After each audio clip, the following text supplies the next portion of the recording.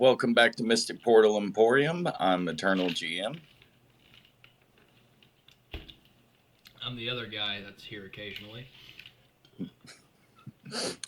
And today's topic is going to be zombies, the undead, and other types of creatures surrounding them. First, I was going to go ahead and give it over to Nard because he's kind of the reason that this video came up when he started looking into the undead. He just was like, no, I can't have it. I've got to talk about this. Can't be having that shit. And so we both have our positions, but since this one was due to him, I'm going to let him take the lead. So first thing we're gonna do here is we're gonna pull up our lovely little snippet here. So what we're gonna be covering is this is just your basic D&D 5e undead, the ones that come in the base monster manual. There's 3 books everybody needs to buy when they start off. You get the monster manual, the black cover with, I believe it's Xanathar on that cover too, or it's a beholder. I can't remember if it's actually Xanathar or not. I want to say it was. And then there's the player's guidebook, handbook, and the DM guide. I think everybody should get the DM guide, even if they're not going to be DMing, because there's a lot of things in there that's kind of helpful and useful. But for the sake of this, we're going to be going over the base things that everybody gets whenever they start their D&D adventure. So this here that I've popped up on screen before your very beautiful eyes, by the way, I really do think they look great today, is that these are your various undead. You'll note that there are 2 pages, and I believe we counted last, 23 or something like that. So these are, of course, organized in terms of their CR rating. I don't know how you get a 0, but you got a 0. So what we're going to do here is a little bit of a good, bad, ugly situation. Okay? So what in this 2-page area that you see before you would be considered good? Well, funny you should ask. I'm sure you did. Please tell me you asked, otherwise this doesn't work. We have the Mummy. Now, the Mummy is a very, very good example, because the Mummy, what this screams to me is that this thing is of ancient evil. An ancient programmed undead creature that comes up and it's triggered by certain things, and it comes up and it starts fighting off people until its programming tells it to stop. Like, this isn't just some wild asshole you'll find in a swamp like you would with, say, maybe the skeletons and zombies and stuff like that. This thing here you'll find usually in a specific location, and it's set up to have a job, to have a purpose. And you'll see here that this thing is weak to fire damage. And that is good. That is always nice to have something weak to fire damage. It's resistant to anything that's not magical, at least in terms of bludgeoning, piercing, and slashing. It's immune to necrotic and poison, as an undead should be. It's also being immune to being charmed, exhausted, frightened, paralyzed, poisoned. Has 60 feet of dark vision, because this is 5e and everybody except the humans gets dark vision.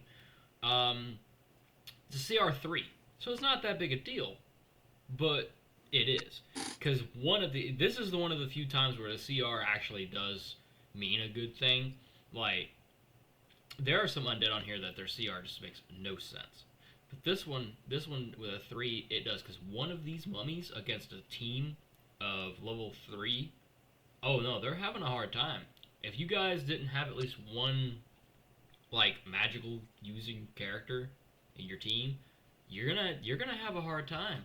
Because not only does it get the dreadful glare, where it makes one of you succeed a DC Wisdom save of 11, or you become frightened, but if you fail that saving throw by 5 or more, you're also paralyzed in that time. So that's crazy. But there is a bit of a counterplay.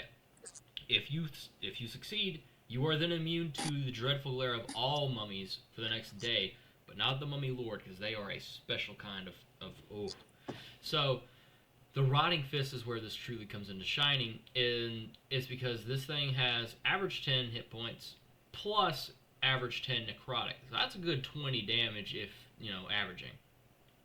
Now, you then have to make a con of 12 save. or you will be cursed with the mummy rot. You can, if you're cursed, you cannot regain your hit points, and your maximum hit points decreases by an average 10 every 24 hours. And if your curse is reduced to 0, you die and your body just turns to fucking dust. There is no resurrecting you. You're done. You're dead. Like, unless you have like some kind of high end like wish spell, or I don't even know if true resurrection would even work at that point. But this here, this is crazy because they also like look at all these things. They're made from rituals.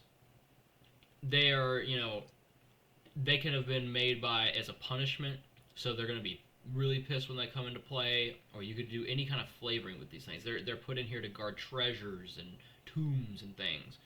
But rare magic can undo or dispel the ritual that gave rise to the mummy, allowing it to truly die. And more commonly, a mummy can be sent back to the endless rest by undoing the transgression that caused it to rise. So if you stole something and the mummy comes up, you can just put it back and the mummy will go back to sleep. There is no, oh, the mummy will follow me for forever until I kill it. No, no. The mummy itself is it follows the laws that set it into play. It's a very unique thing. It's not just wandering around. There's not a threat of, oh, there's some mummies outside of town that are gonna come up in here and do. It's like, no, no. These things are made with purpose and made with care, made with intent. There's actual like ritualistic, evil, magical shit put into them. It's not just somebody raised old Jeff from out in the barnyard and he come back trying to come down there and suck the soul out of the Jeffro's dog or some shit. Like, these things are made to do things. Like, they're made to guard and made to protect tombs and treasures and all these things. And I mean that tells you somebody put in the effort of actually like taking this body, preserving it, wrapping it, and doing all this intricate stuff that took so much time. It should be as powerful as it is. And that's not to say that if I could just flick my fingers and raise a skeleton, that skeleton should still be fairly tough. And then we'll get into those things when we get into the next part of it. But so that's me covering my end of the good and the good, bad, and ugly. And I'll talk about the Mummy Lord separately because that's beautiful. That's one of my favorite undead right there. That thing is just it's just beautiful. But you wanna take the floor while I notch on this delicious whatever that I'm holding? Sure. Um, Man, the mummy, just the way they designed it, it's not just the thematic parts that they added to it. It was really a bit of the functionality and danger they added to it. Um, I know me and you are both big advocates of the undead being more dangerous than they seem to get presented a lot of times. Even with the skeletons, I was telling audience like you could really just simply fix this by adding a little bit more movement speed, and in our game, adding a couple extra reactions they have. You make them move a lot quicker. You make them be able to hit a little more often, but they still die really easy. This would make a group of them really dangerous. Even your basic zombie, like 5e has. If you made it to where when they were blasted open, creatures within this certain distance from them had to do a constitution check, or basically they vomited and were at disadvantage for a round. This could make just a little group of zombies a lot more dangerous. Just these small additions, even adding a to the basic zombie a changing effect, like that's going to drop your health until it dies, and then that person would rise as a zombie. You could have that element to them, and just 3 to 5 zombies is all of a sudden kind of a little like, whoa, we need to think about this. This isn't just like we get cut and we heal. This is different. And adding that element to the undead in the many numerous ways you can. It just seemed too simple of something to not do with your even your weaker ones in 5e. But then again, like even the creators said, they lean towards making the creatures weaker and the players more powerful to create that power fantasy of not just winning, but winning really easily towards the end. So now we're gonna look at the bad. Now, this isn't too bad. This is something you could easily fix. This is there's nothing to mess with. But it is something that needs to be talked about. So what we're gonna do is we're gonna take a look at the. Oh, I need to minimize it. There we go. We're gonna look at the basic zombie and skeleton. We're gonna look at these two together. So the zombie, AC 8, okay, 22 average hit points. Not a big tanky girthy boy. Now for some reason, it has less health, which I understand, but the skeleton has a higher armor class. Now it's because it defaults it to having armor scraps. I don't understand why one gets that and the other doesn't, but that's not the big thing here. That's something you could just easily look over. The biggest thing here is that these guys, the zombies here, these things are not given a whole hell of a lot. In fact, in terms of attack, there's only a slam attack. What are zombies known for, though? Biting people. That's their whole shtick, is biting people to spread the infection, or biting them to eat their brains, or devour their flesh, whatever. That's a zombie's whole bread and butter, is the bite. So the fact that there's no bite attack, or any other way, let's just look. There is no way for this thing to spread its fucking stuff. Like, zombies are usually known for spreading their zombie-ness, zombification, and the fact that the zombies don't get that is very odd. Like, the only thing it gets is the undead fortitude, which even in and out of itself is kind of weak sauce when you look at it. So if the zombies gets reduced to 0, it has to make a con save of 5 plus whatever damage it just took. And unless this damage is from radiant or critical, it gets to make the roll. So if it's a radiant or a critical hit, it just doesn't get to do that. But it has to roll a 5 plus whatever it took, and its con is a plus 3, which is fantastic. But still, if it gets hit with enough damage, like it radiant, yes, but fire does not. So a searing smite hits this thing, like what? Like that's it's not gonna come back. Like, I could understand if it had the undead fortitude and you just took out the D, because getting hit by radiant or critical, you don't even have to worry about using critical hits or radiant damage, because you can just hit this thing hard enough and it just won't come back at all. And what's really odd is that skeletons don't get that either. They don't have the undead fortitude that a zombie would have. But like the skeleton here is held together by the same necromantic energy, if not more, than a zombie, because a zombie's got some flesh remaining. It's got some, it's got some bones and meat on those bones. Skeletons don't. Skeletons are just bones. So in theory, you would have to put more energy into keeping a skeleton together than you would putting energy into getting a zombie up and running again. And like not only that, but they got a base 30 of movement, base 20 on zombie. Okay, so that you can see that it's faster. But you've also got armor on this thing. So if we took the armor off, how fast could it be? How fast could an unarmored skeleton be? I think it should, if you're not going to give it its, undead fortitude, where it'll just reassemble unless it's hit with some holy magic or something.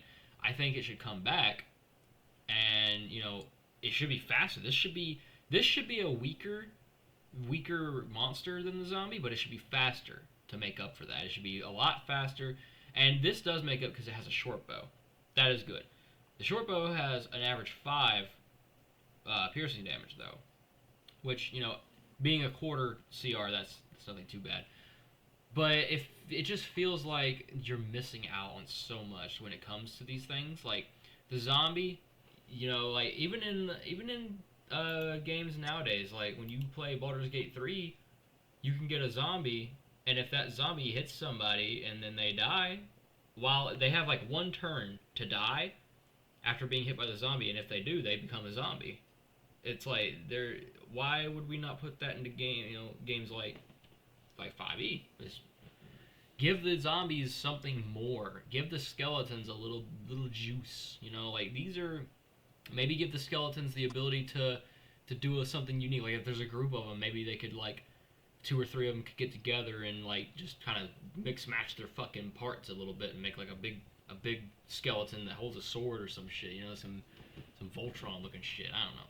I just feel like if anything, zombies definitely need to have more like to them because no one's threatened by a zombie.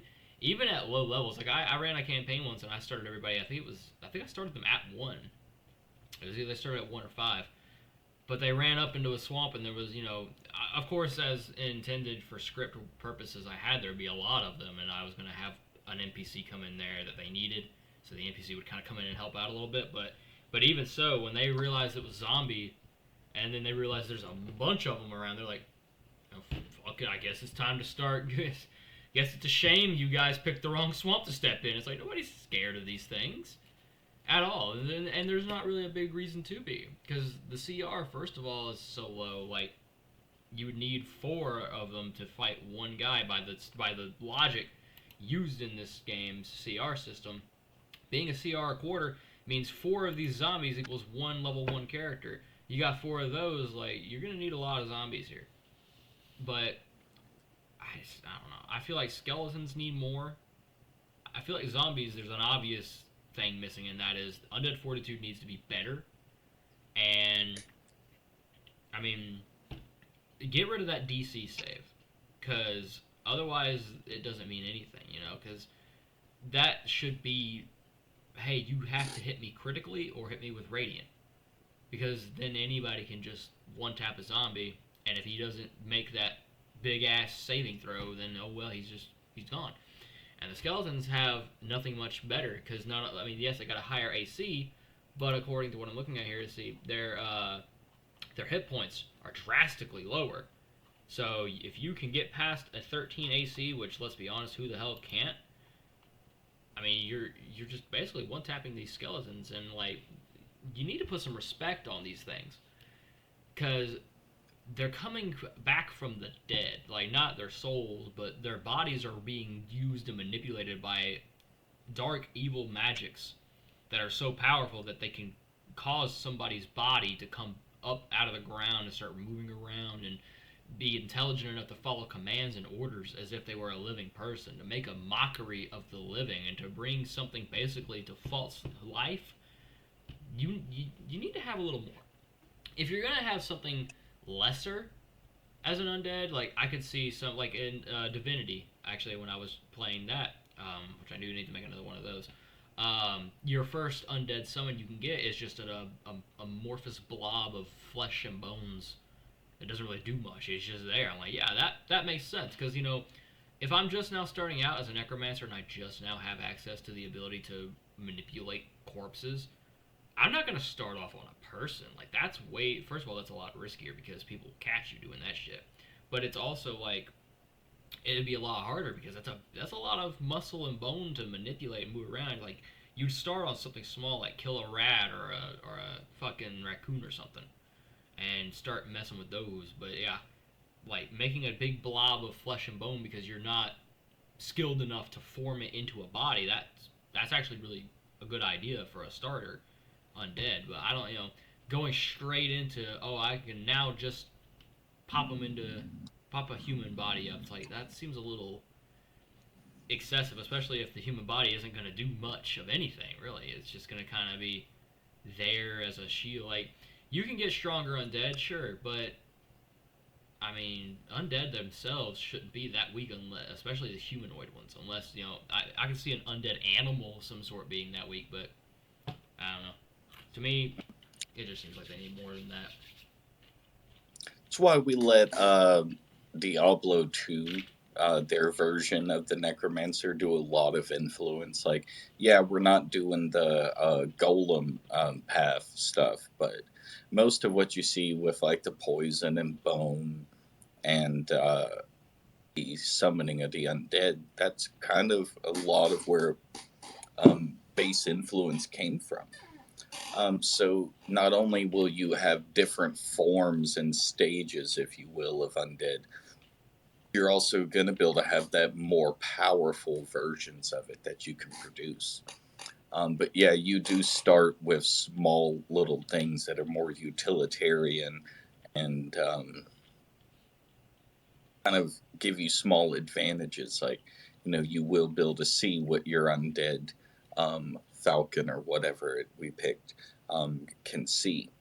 There'll be kind of like that 80s movie, The Beastmaster kind of effect, where you're able to see through their eyes and use them for, like slithering in as a snake under the door to see what's going on in the room before you try and enter.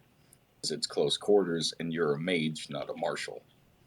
Um, a lot of influence there so that we can kind of fix some of the problems you were just pointing out. Another thing I do want to go over one day is golems. That's just something else that just irks me. But we'll go over those in their own thing because I can sit here forever talking about golems. But now we have to cover, unfortunately, the ugly sides of these monsters. What I mean by ugly is there are monsters that are just a little overly done. Like, I'm talking overly done.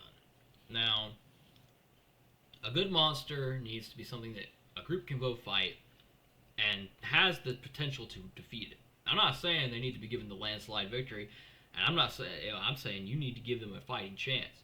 There are some undead and other creatures that just do not give you the fighting chance whatsoever. Like the obvious exception to that rule being the Tarrasque, because that's what it's supposed to be. It's supposed to be the end all be all. You cannot surpass, do not pass go. But even then, you can beat a Tarrasque. But I mean, that involves a lot of exploiting different mechanics and spells and a lot of resources to do that. But the Tarrasque is also a very high level creature that's meant for end game campaigns and whatnot. I think he's got around the same CR as most dragons do, if not higher. I've actually got the thing right here. I can pull him up right now. I think he's a CR 30. So I'm thinking. Let me see. Let me reset my filters on this thing because I have this thing set straight to Undead. Let me see where does the Tarrasque sit. Tarrasque apparently is not in the fucking. Hang on. Tarrasque. You might have to look up Tarrasque itself, but yeah, I'm pretty sure Tarrasque is known as the strongest creature in the book, and so I do believe ancient dragons are like 25 to 20, well, 24 to 27. But that's blown out the water when you look at some of the famous ones like CR 50 to 60 range. I was misspelling the name. Yeah, he's a CR 30. Yep, thought so. Like, this is a big boy. So, my problem lies in when a creature is meant to be, like, there are some monsters in this game that are meant to be BBEGs in a way. And those monsters are usually of a high CR, which it makes sense because this is your end game. What doesn't make a lot of sense is, and it makes no sense story-wise, mostly, but it can be improved upon. Like, for instance, a lich. A lich's whole deal is it can't die unless you kill it and destroy the phylactery. So let's just say that nobody knows that. You get to the BBEG, it's a lich, you kill the lich. Your DM then says, alright, here we go. Rolls the fucking dice, and you're like, what the fuck are you doing? We just won. He's like, yeah, the lich is going to come back in this amount of time. Now we're going to start a new campaign where you have to go out and try to stop that from happening by breaking the phylactery, finding the phylactery, and breaking it. If you don't, guess what? You get to fight a lich again. But there is that slight chance that you do get to fight the lich and win and destroy the phylactery, and then that's the end of the evil. A Draco Lich is no different. They have a phylactery. You can go up in there and you can bust the phylactery. Game, set, match.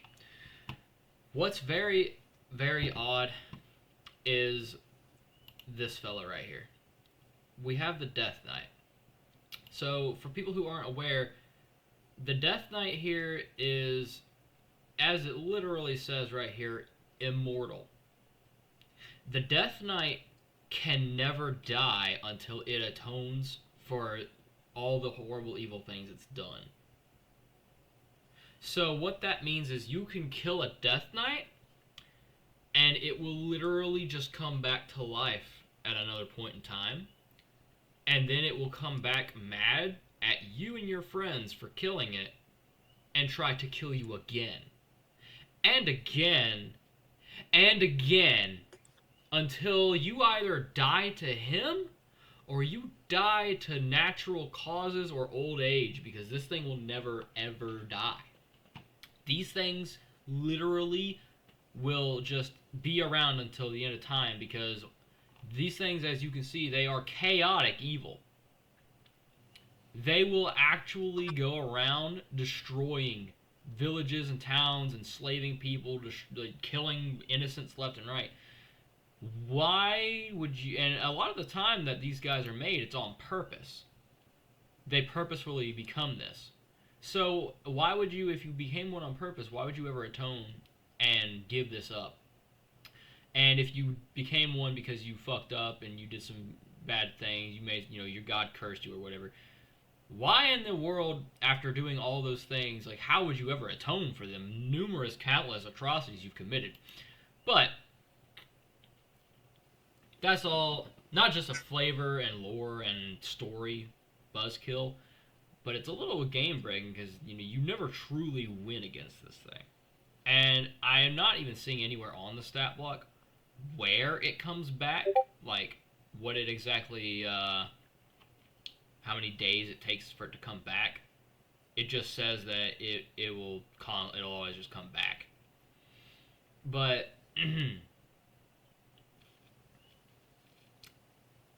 let's see here.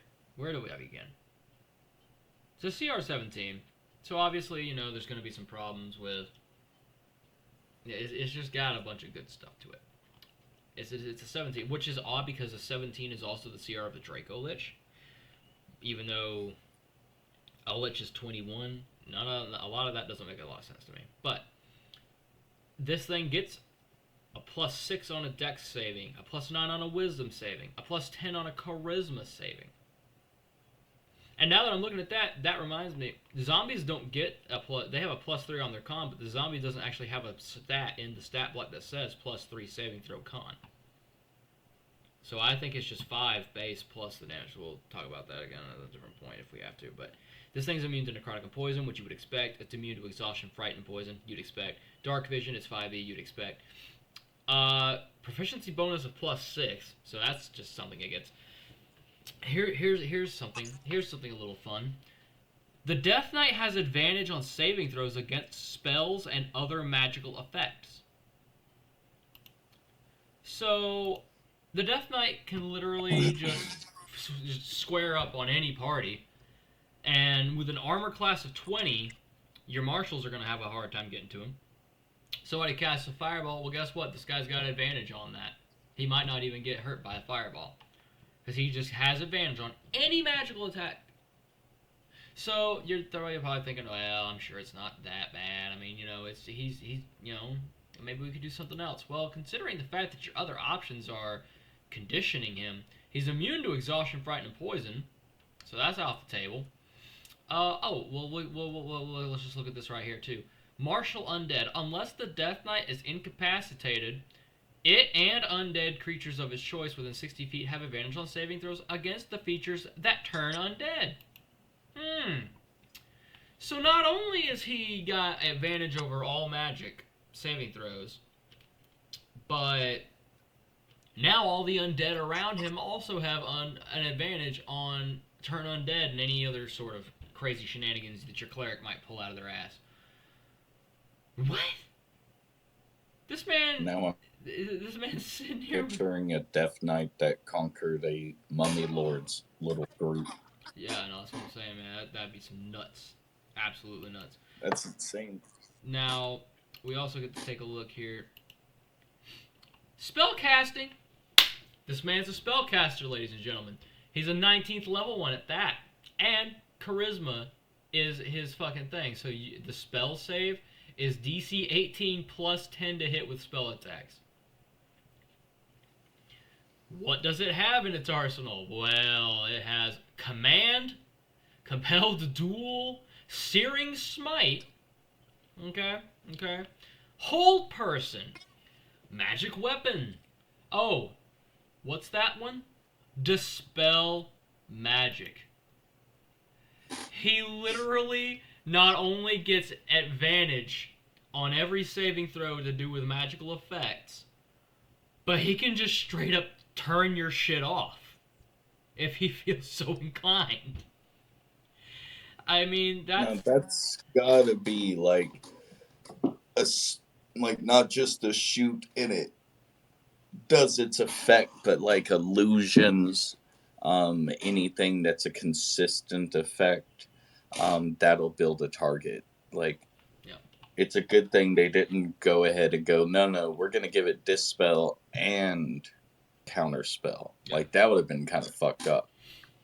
I mean, absolutely, but still, dispel magic. That man is just turning your spells off left and right. You got any buffs on your barbarian friend? Those buffs are gone, pal. They're just gone. You got any fucking minor illusions up to distract him from your main caster? Nah, he knows where he's at now. That's done. Like everything that you can try to set up on a field advantage is not happening. And if you just try to attack him head on, he's gonna not probably take that either. What else do we get here? Elemental weapon. Oh, that's right. Banishment. He can just banish you and your friends. Staggering Smite. Oh, and then of course we have Destructive Wave. You know what? I'm not too familiar myself with Destructive Wave. Oh, let's see. It is an instantaneous 5th level spell. One action. It's in range of 30 feet on yourself. Let's see. So, you strike the ground, creating a burst of divine energy that ripples outward from you. Each creature you choose within 30 feet must succeed a Constitution saving throw or take 5d6 thunder damage, as well as 5d6 radiant or necrotic damage, and then be knocked prone. Boy, doesn't that sound like a rip snorting good time, ladies and gentlemen. He gets that. He just gets that shit. That's just something that this man comes prepared with. Let's see. He also gets the Hellfire Orb, which he can use once a day. The Death Knight hurls a magic ball of fire that explodes at a point it can see within 120 feet. Every creature within 20 feet on that centered sphere has to make a DC 18 Dex saving throw. The sphere spreads around corners, by the way. You're not hiding. A creature takes 35 average fire and 35 average necrotic on a failed save, or half as much on a success. He's got a nuke, basically. He's got a fucking nuke, you guys. This thing isn't fucking around. Like, you're absolutely just gonna be stuck there. And not only that, but that's not one of the spells that he gets. That's an action he has. So he can use Hold Person, and then he can just hit you with that. You can't, there's no run away from the big scary firewall. It's like, no, you stand right there. Stay right there. Don't you move. Don't you move. Okay. Like, the amount of things that this man has and can do is actually absurd, especially when you pair it up with the fact that he's fucking immortal. And let's look at this longsword, right? So the longsword itself is actually the phylactery for these things. It holds their souls. So he can do a multi-attack and make 3 attacks with this thing. So you have a plus 11 to hit, first of all. And it does 9 average slashing, or 10 average slashing if he's got 2 hands. Plus it just deals 18 necrotic damage on an average. For free. That's not it's not an option of 1 hand to 2 hand. Like, it's just doing it. And even then, that 9 or 10, that's so abysmally stupid and small of a number that why would it ever dual wield? It will hold it in 1 hand and start throwing fireballs at you with the other. Like, oh, but wait, there's more. It can parry, ladies and gentlemen. The Death Knight adds 6 to the AC against 1 melee attack that would hit it. To do so, it must see the attacker and be holding a melee weapon. That's a reaction, which I assume it only gets 1 of a turn, but the fact that it still gets that and would give it an armor of 26 And any buff you give your martial friends to have a higher attack roll doesn't matter. They're dispelled. Does he? What's the limit on how many times he can use it, or does he have spell slots? He does have spell slots. The dispel is a third level spell, which he gets 3 slots in.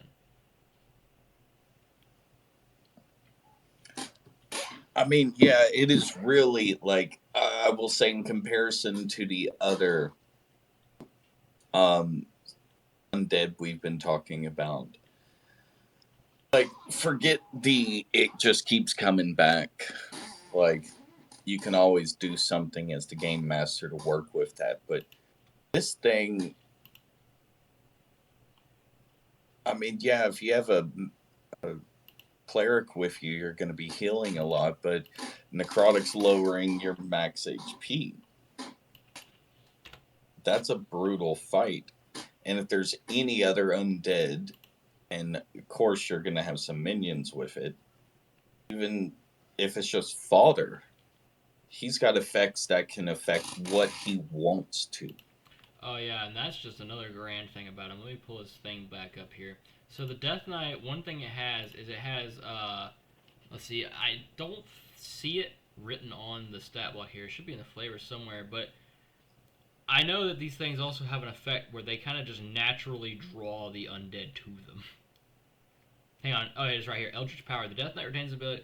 Let's see. A Death Knight also attracts and commands lesser undead, although the Death Knights that serve powerful fiends might have fiendish followers instead. They often use warhorse skeletons and nightmares as mounts.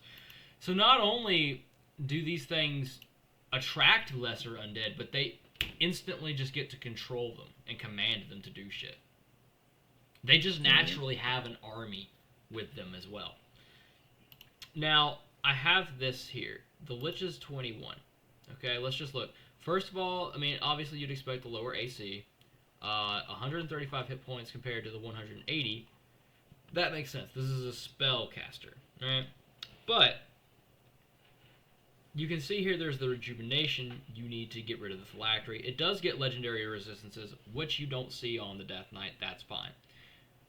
And you can see all these different spells that this thing gets. The Lich has a lot of really busted spells. Crazy shit. But, and including Dispel Magic and Counterspell, he gets both of them. Mm-hmm. And he gets Undead resistant, like he gets to advantage on a saving throw when they turn undead. He gets Paralyzing Touch as his action. He gets legendary actions.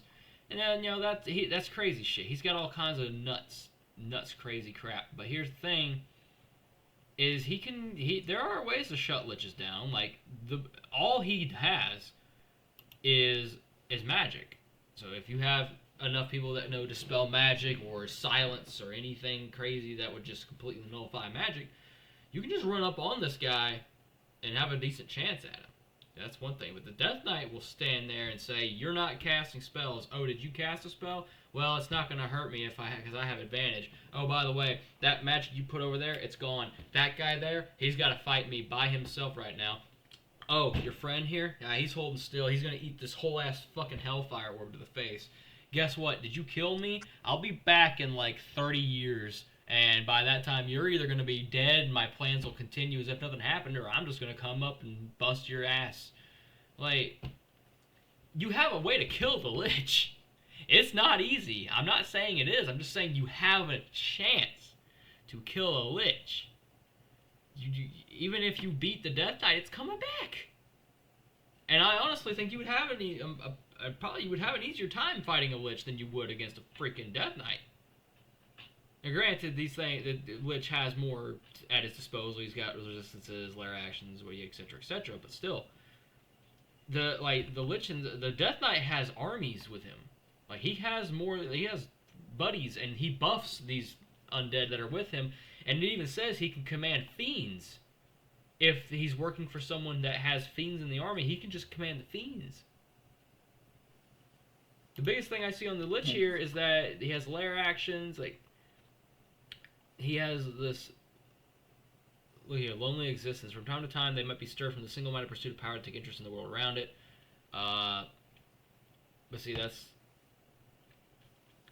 there's nothing in here about like recruiting undead. It doesn't even say anything on here that I mean, obviously they would want to get some, but there's no. I'm looking at all his magic here, and he has animate dead, which is great, but that's all he's got in terms of summoning the undead is animate dead. That's all he's got. No, no, I've always added more necromancy spells and kind of summoning stuff Yeah. to add to the repertoire so that it has a spell reason why at least for having minions. It's not built into the stat block. And I'll tell you what, I've always wondered, like, why there wouldn't be a lich version of other like magic using classes. And I got really into a series. There's a guy on YouTube, Pointy Hat. He was he makes a series about that, about the different like class liches, like what they should be. That's really cool the way he's doing that. I like the druid one that had to do Yeah, with the beast. That was pretty cool. I like the barbarian one where he's just like he's so fucking mad he just doesn't die. Comes back, he just gets so fucking mad. He's like, I'm just so fucking pissed, and he just starts killing everybody. I like the The idea of the undead artificer one rage. too. The artificer one, like, oh, the flesh is weak. I shall become mechanical, and no one will stand in my way. That's awesome. This man's going around like robotizing himself. But I don't know. So that's basically, or like, the Death Knight is good, but he's cracked out of his mind. I mean, that's the long and short of it. The man's fucking cracked. And like, Like I just, ugh. Go ahead. Go ahead. the biggest problem really is that there's a lack of in between creatures. Like, yeah, we expect there to be some majorly powerful undead. You know, each type of creature and a monster should have majorly powerful, weak ones, and a lot of in between. But the problem is, like, you have the mummy lord and the mummy, and they're kind of the in between. And then you have the weak stuff that's just cannon fodder, and you have the other side that's like, Jesus, this is campaign building around, but what do you provide as other encounters? You can't just go, well, I'm always going to throw a high number of skeletons and zombies at them. That's going to kind of get boring, even if you had some template system to variate them. Without having a structure of a middle ground of zombies, it's hard to run a long campaign on it without just using numbers. Yeah. Which, I mean, you've already said it, Fireball. If you got a room full of zombies, I'd use Fireball too. Yeah. I don't know. Another big thing I have is like the Dracolich. They're not as tough as they could be, or they should be. Granted, they're CR17 like the Death Knight, but they're nowhere. They should not be. Like, They should be a CR30. exactly. Especially when you take into consideration how old this dragon is. This isn't something you just jump into. Like, this is a decision that you would make way down the line because dragons do not, like, they're so prideful that they don't even see you as a dragon anymore. And you're not. You technically get a class change to undead, but they will target you. They will come after you. Tiamat will send them after you because of what you've done. You have forgone your dragonhood and become an undead. See, there's actually a Dracolich that is cool enough it deserves recognition in this part Yeah. of the video. Yeah. There's one named Thauer Gothoth. Oh, I love It him. lives on Toril, specifically the Sword Coast. It's kind of underground, about midway of the Sword Coast. It's actually delve so far into breaching into new secrets on magic that one the Taurillian goddess of magic actually tells her own heroes, "Hey, you know where this motherfucker is, but you're not to touch him. Yeah, she's like, Let him do what he's doing." don't fuck with him. This man's doing some good shit for me.